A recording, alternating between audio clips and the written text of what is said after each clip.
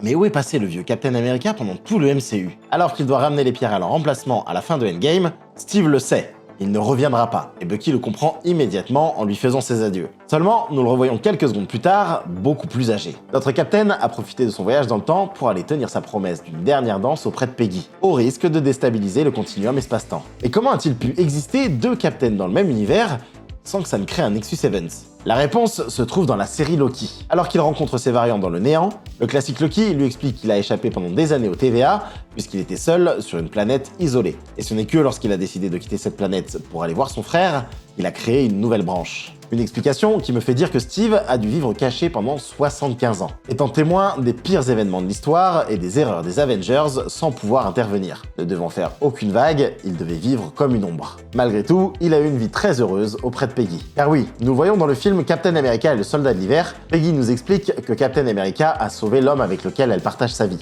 Un clin d'œil au Steve qui est revenu du futur pour elle. Nous voyons également que dans le flashback de Ant-Man dans les années 80, elle porte une alliance. Peggy est donc bien mariée. Et c'est pas tout.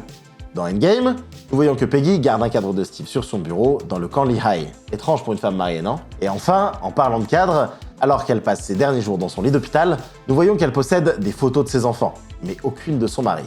Comme c'est bizarre. Non, pas tant que ça au final, puisque personne ne devait savoir que Steve était et a toujours été son mari, perdu dans le temps. Et ce n'est que quand sa version d'origine voyage dans le passé que le vieux Steve peut enfin sortir de l'ombre. Il est désormais le seul Steve Rogers dans sa timeline et ne risque plus de créer une nouvelle branche. Alors, convaincu?